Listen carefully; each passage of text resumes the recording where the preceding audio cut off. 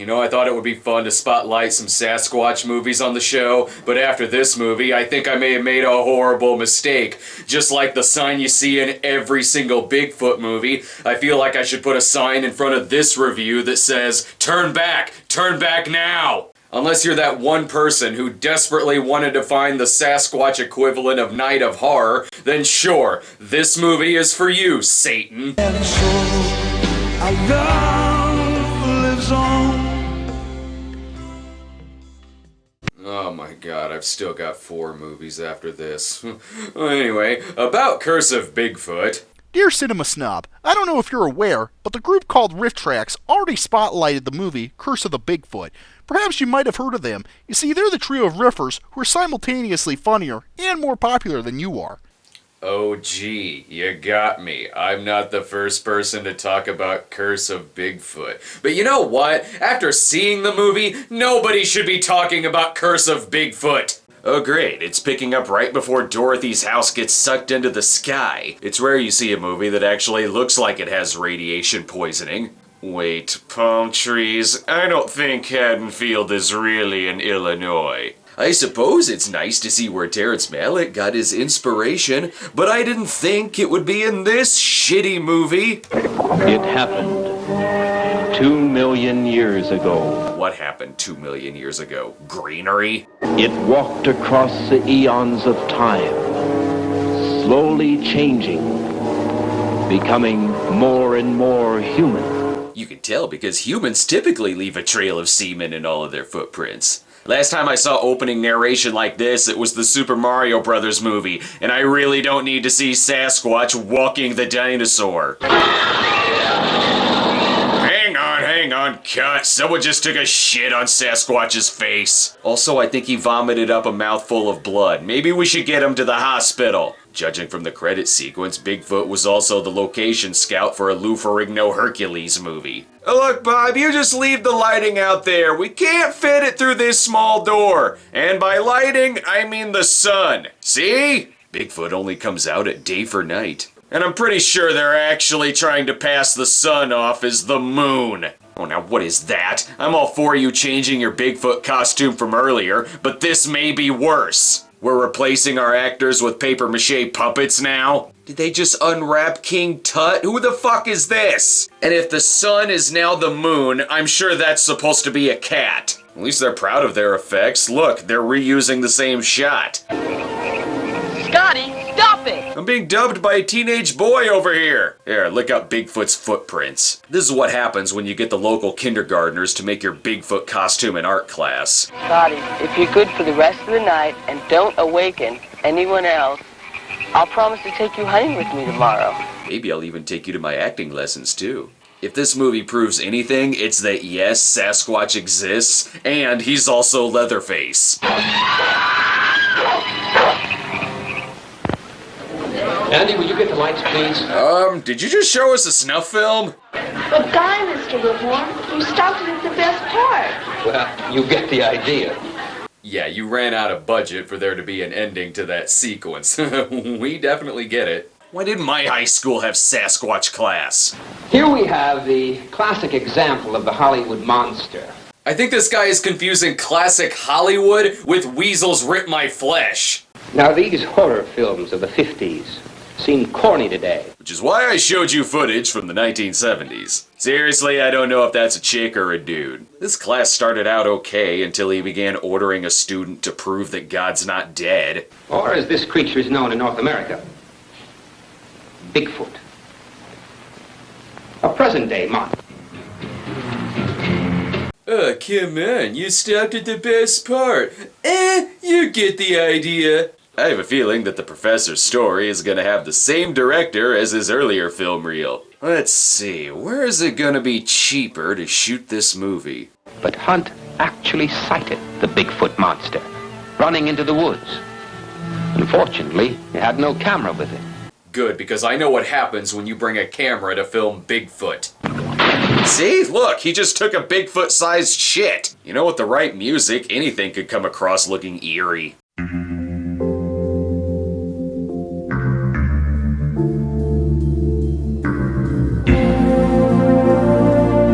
It's infuriating to know that one of these loggers might be Dexter. Come on, get to Bigfoot!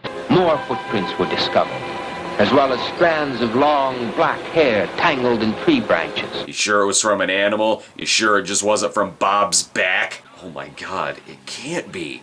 John Rhys Davies? Looks like Dave here has taken a break from doing lead vocals for King Harvest. I've never seen someone whose mustache also works as snot. He's going through the stages of bad horror movie characters. First stage is intrigue. The next stage is pure boredom. There are no stages after boredom. And thank you, Bigfoot, for brushing the branches away from the lens. I wonder if they passed by a group of LARPers looking for the power glove. And since I don't know what that is, I'm gonna guess that it's his dick. In my previous experiences with Bigfoot, a dick is a solid guess. Larry! Don't drive him off, John.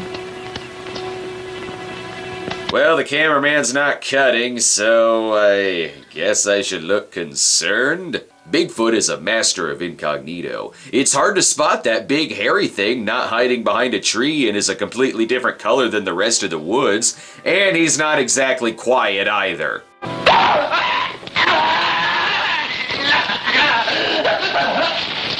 That wasn't the sound of someone dying, that was the cameraman getting motion sickness. If you think this story is gonna have a proper ending... Expect us to believe all of this? I don't know, do you expect me to believe that this movie actually hired a Foley guy? Why don't you have M. Emmett Walsh redo that artwork to make it look scarier? The professor, however, proves that Bigfoot exists with the help of Shakespeare. Shakespeare once said, through Hamlet, "There are more things in heaven and earth, Horatio, than are dreamt of in your philosophy." Class, one of the biggest errors a man might make is to disbelieve what he hasn't seen. Exactly. That's why I believe that there's a Johnny on the spot orbiting Pluto. What? I've never seen it before. Can I just study or something? Let's review, see if you remember the names of some of these ancient sea monsters. What the fuck? It's called Curse of Bigfoot, not Curse of Ibira, Horror of the Deep. He once had an incredible first-hand experience with Bigfoot. And I want him to tell you the story himself. Well, while we're waiting... Is this movie seriously passing time until one of its actors shows up on set? It's even filming the behind-the-scenes padding. I know the students are enjoying this. Look at their eyes. They're so fucking high that George Lazenby's Universal Soldier probably makes sense to them. Andy. It was invented in the 1400s by the Germans. Really? Really? We're really gonna have two condescending pricks with glasses in this video? I wonder, young man, if the ancient griffin was really invented, as you say, by some demented madman. Okay, this isn't even a slasher film, but I'm calling it. He's the killer. So Dr. Francis B. Yuck shows up to tell them another story of Bigfoot, even though they've already seen one film and heard another story, but whatever. I believe I owe all of you an apology. Especially to you, Spicoli, for giving away your pizza. Maybe this story will be intense. As a result of that field trip, 3 of those students will spend the rest of their lives in a mental institution. Spoiler, nothing that you're about to see gives any indication that that actually happened. No. Never doubt that monsters exist. Yeah, they're called AM radio hosts. Let's get on with the story. In museums and universities throughout the world. Whoa, who the fuck is this narrator? It's not the guy telling the story. The fucking story within the story has a separate narrator than the man telling the story. That is gonna blow these kids' minds. This is the story of such a discovery. It began a year ago. Well, what? You said this happened 20 years ago, and now at the beginning of the story you say it's 19 years ago, just so your fictitious narrator could say 1 year prior? What the fuck? Well, at least they made the 1950s look authentic. That's because the bulk of this movie is an unrelated 1958 film called Teenagers Battle the Thing, which is only slightly less insulting than this thing. The 59-minute Teenagers Battle the Thing was then packaged with a half hour's worth of Doobie Brothers tailgaters to make Curse of Bigfoot, shown on television in 1976. So the movie within the movie is about another group of students learning about Bigfoot from another teacher. Only this one has a field trip. Hey, Ivanpaw, spelled backwards, that doesn't spell Bigfoot, so I can't make a Troll 2 reference. Ah, look, it's a classic episode of White Sanford and White Sons. Anything intriguing around here? As a matter of fact, this is one we found in some cliff ruins just last year. Oh my god, an ancient bowling pin. Makes me wish Godfrey Ho was the one who discovered Teenagers Battle the Thing. At least then the classroom would have been made up of ninjas. Don't you love it when you can't tell which one is the teacher because they're all 40? Boy, look at those. These technically aren't petroglyphs. This doesn't mean anything either, genius. One of the construction workers earlier just spilled ketchup on it. This is where we've begun excavation. What sort of thing do you suppose we might find? Well, that's pretty hard to tell. The only thing we've located so far... Well, here, I'll show you. Nothing. You've located nothing. This is so exciting. Everything they find belongs in a museum, and there's no one there that disagrees, thus eliminating all conflict. Riveting. I bet the students listening to this story are on the edge of their seat for the thrilling passing out lunch scene. By the way, did we find anything of value today, Mr. Wyman? Ugh. The term value should be banned from this movie. Oh, yes. For instance, this rock. Check that. The movie itself should be banned from everything. Timmy is trying hard to sit in a position where you can't see his face. This is by far the oldest thing we've found here. Could you show us what... Sure. Maybe they should go digging for the missing frames. Teacher, can we go home now? Yes. Unless it fell. Up there. Maybe it fell from up there and rolled down. Might I say that this movie is no Jerry? I only like it when Matt Damon and Casey Affleck do absolutely nothing in the desert. Yeah, it looks like there's a ledge up there. Let's go up and see. All right. You'll have to find some other place to get up, though. This is the part where I normally get mad because I don't know who is talking, but I don't fucking care.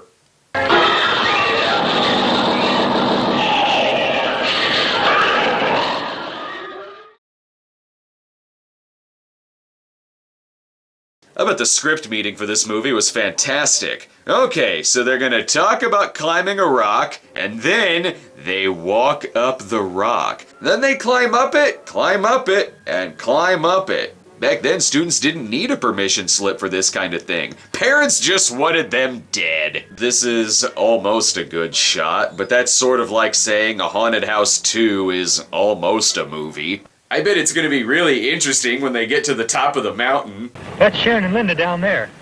Hello! Thanks, movie, for teaching me that things look smaller the higher up I get. I bet I know what's going to happen next. They climb down, and climb down. This sort of makes me...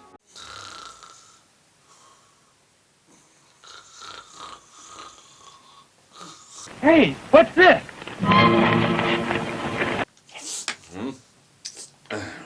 What?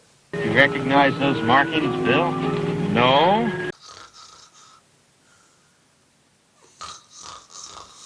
Yes, quick, open the hatch so we can find Desmond pushing a bunch of numbers. These are the types of markings made by cavemen. Cavemen? Perhaps as ancient as Pithecanthropus erectus. Okay, there's no need to get dirty, Professor. What is with stupid white people destroying billion-year-old rock formations? Oh good, they found something else to climb down. That should add another 20 minutes to the movie. I would say that I wish there were snakes down here to murder all of them, but no. They need to live with the shitty movie they've made. Wait for a minute now.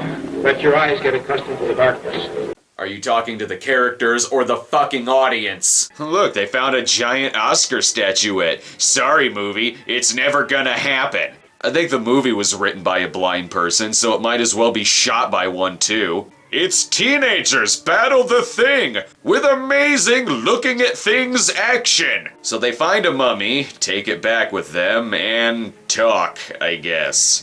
Well, I'm glad that's over with. Something tells me Bob doesn't think much of our new passenger. Well, it's the first time I've ever ridden with a mummy. Okay, now I am mad. Seriously, who the fuck is talking? Oh, it's great when the dialogue is just a free-for-all. Oh man, I bet there's something interesting going on in there. Sure wish we could see it. Are you gonna dig it open and look inside? I'm afraid if we try opening it here, we may destroy something. Yes, God forbid something happen in this movie. And would you believe that this thing is actually 90 minutes long? This fucking movie. Sorry, if 90 minutes is too good for a Woody Allen movie, then it's definitely too good for Curse of Bigfoot. I'm starting to think that this guy's story isn't about the horrors experienced by the characters, it's about the horror experienced by the actors filming this unwatchable piece of shit. Hey! It moved. What moved? The money moved. Great! Sure wish we could have seen that happen. Yes, go back inside. Too intense in the barn. Orgies were a lot less awkward before they introduced sex into it. This day certainly did go by fast.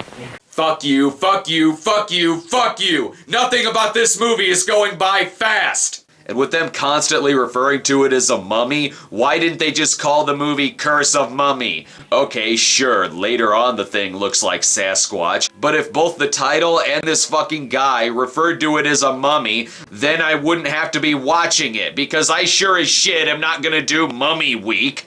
Anybody else want to go along? See, you plan on bringing in the rest of those jars for a closer look, don't you? Yes. And then I think I'll stay here. I think I'll go outside too. Inside, outside, I don't give a fuck. Just someone kills something. Even when the thing wakes up and something happens, I can't tell what it is. Aw, man, just when they broke out the pot. It ran into the grove. Did it? Maybe if the movie took its sunglasses off, I would have seen it. Oh, hey, look, a 1950s sex scene. Sure is a nice sky. The moon's so bright. That's the sun, you fucking idiot. This is what it looks like when a movie script is not only pulled from a person's ass, but it's filmed there too. I don't know who this is, so I'm guessing she's gonna die.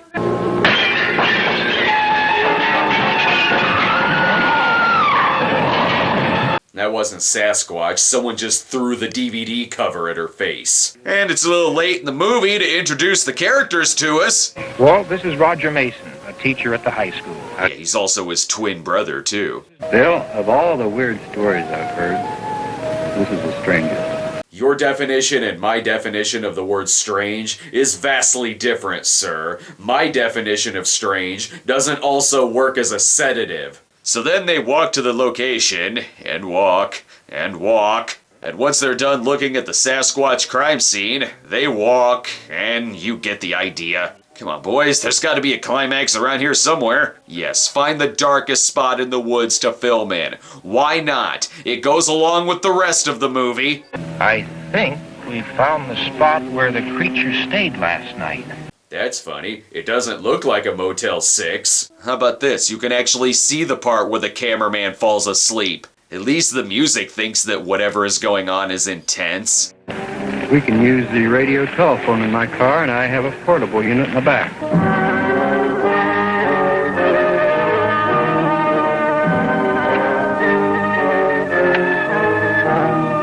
Oh my god, I was really worried there for a second that they weren't going to be able to find the radio, even though he said he knew where it was. They set a trap for Bigfoot, and of course that sounds a lot more interesting than it actually is. Just a minute. Who's going into the grove with the bait? I thought I would. Why you? I was going to do that part. Oh, fuck off! Just everyone go look for him! All right. Let's draw straws between the two of us. No need to draw straws. You all lose. It's teenagers battle the longest straw. So now that the trap is set, all they have to do is wait for Sasquatch. So what do you think they do?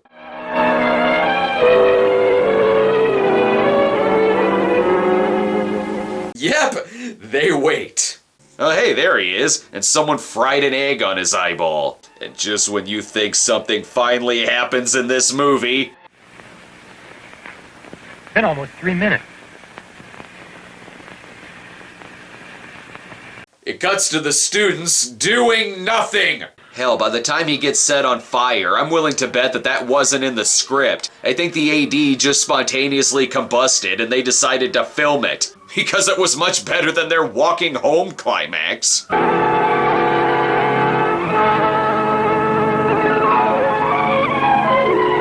Hey, you know how there are some things in the world that are movies? This isn't one of them. They would have cut back to the 1970s teenagers listening to the story, but they've all fallen asleep. And what in God's name happened in this scenario that prompted this setup? One girl cannot speak to this day. She can only stare straight ahead in shock. Oh, I get it. Maybe this phantom character just had a stroke that was completely unrelated to the events of the film. It's just that the person telling the story decided to spin it to make it more interesting. He fucking failed. I'm positive that this movie will go hand in hand with the episodes that are just as hard to watch me talk about them as it is to actually watch the film. Which happens to be my favorite and least favorite kind of episodes. Favorite in that you actually get a little taste of what it's like to sit through something like Curse of Bigfoot, and least favorite because I actually have to sit through something like Curse of Bigfoot. Is it too late to cancel Sasquatch Week? No? Well, fuck! That's a griffin. It's a flying bird monster.